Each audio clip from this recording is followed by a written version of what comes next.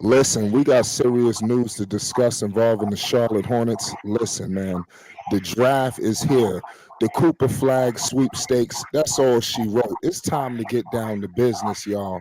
Now, the Charlotte Hornets, they drew the fourth pick in this draft.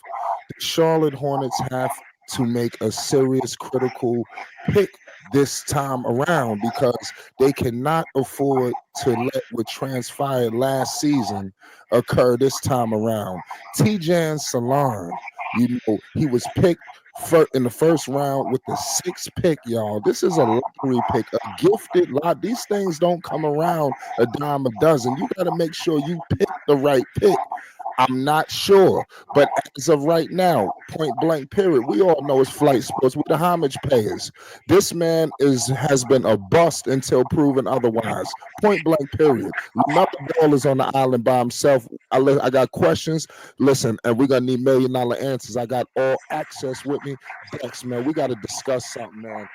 Because Charles Lee, Jeff Peterson, it's time to Rick Snell ownership. Let's get all into it.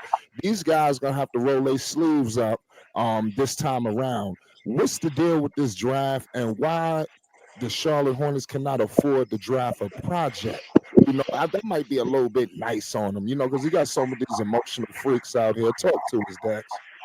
Yes, sir. Thank you, Flight. Salute to you and the channel and everything that you got going on. Flight, listen, the Charlotte Hornets as an organization, the whole brass of the structure of the Charlotte Hornets down in the Queen City have to make a conscious and concentrated effort into getting the right guy, the right fit in order for the Charlotte Hornets to expand and to enhance their culture into a culture where they can mount up a lot of wins. I don't know when the next time we'll see the Charlotte Hornets flight in a 40 game win season.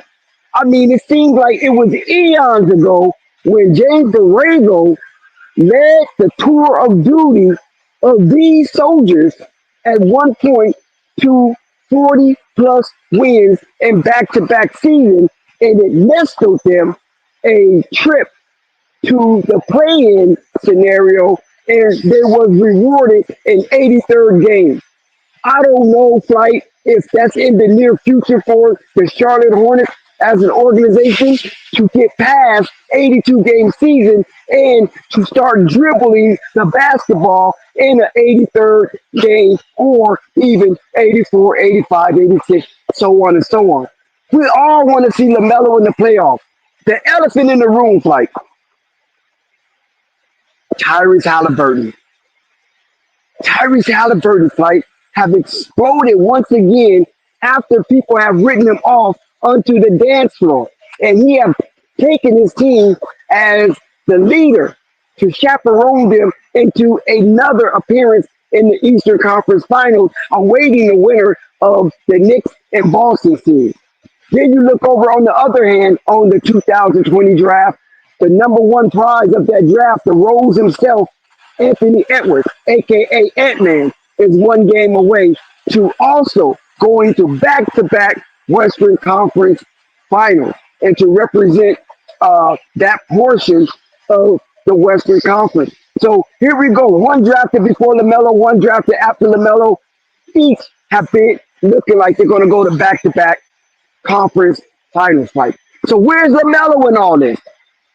LaMelo plays fine when he's healthy, when he's available, when LaMelo is able to dribble that ball and curate the offense of the Charlotte Hornets, and his defense is coming along. We've seen LaMelo have spectacular defensive plays, and we see LaMelo have laps in defense.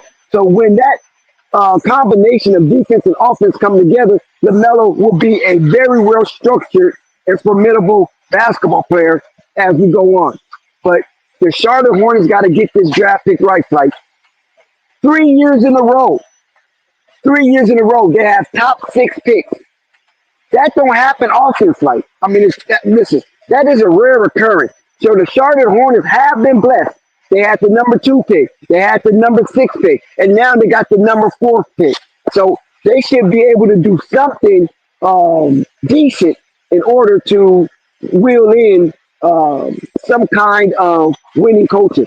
Now, Flight, I don't know if they're going to will or deal that draft to bring in better and more proven assets and even some veteran leadership because it seemed like down there in the Queen City, Charlotte is lacking leadership. And it seemed like that leadership is not only on the floor in the locker room, but it could be up top in the ivory towers. Like, Yes, most definitely. It's two players. Obviously, like I said, we wanted Cooper Flag. They struck out on that. That went to Dallas.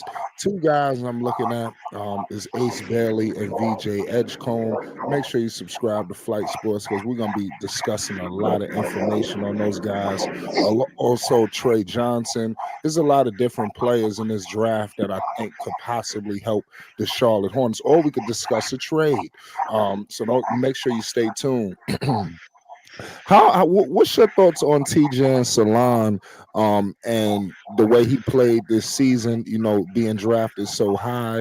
Do you think that the fact that he wasn't an impact player right away, do you think that puts more pressure on this draft coming up? well, Flight, let me tell you something. Charlotte Hornet definitely missed on that pick, number 6 pick of the draft. But time will tell if he is what you called him, which was extreme in my opinion, a bust. I don't believe he's a bust. We have seen flashes of Tijon Salon, aka Terror Squad, bursting onto the scene, but I just felt that the rope was snatched as he was trying to gain his confidence and acclimate himself into the rotation where he is comfortable in his display of basketball skill. So Charles Lee, I don't know if he really trusted him or I don't know if the organization really wanted to showcase him to that extent, but I don't believe he's a bust. But I believe the Charlotte Hornets did strike out on that, knowing that there was other available talent that was ready to play and ready to demonstrate that they can come in and assist and help the Charlotte Hornets get better. I could agree with that. What I will say is this, involving TJ and Salon. This is my opinion. This is my thoughts. And I just want to put pressure on the Charlotte Hornets. That's at the end of the day, all Hornets fans have the same like-minded thing in place. We want to see this team enter the playoffs. You understand? So TJ and Salon, I want to see them do well. I believe this is going to be one of the biggest summer leagues ever. You know, and I'm expecting T-Jan. I'm gonna be dead eyes on T-Jan. You understand? I want this guy to do well, but what I will say is he is a project. You know, point blank period. He was like the youngest player in the draft. You know, this guy, they're gonna have to work with him. You know, do the Hornets have time to work with people? That's what I want to know. You know, what if he rolls in this season and is still kind of looking like a project? You know, it's gonna be some real head scratching moments, and I don't want it to get there. But as of right now, in my opinion, he has been lackluster. Point blank period. You have other guys who went after you, and they impacted their teams right away, got them into playing and all that. You know, so I mean, it is what it is. Make sure you hit the like button and most definitely hit the subscribe button. Shout out my man, All Access. Listen, we're gonna be back with him. You already know what it is. We got a lot of content to discuss. Make sure you subscribe, hit the like button. Let's get in the comment section. Let's get interactive. You already know what it is. Peace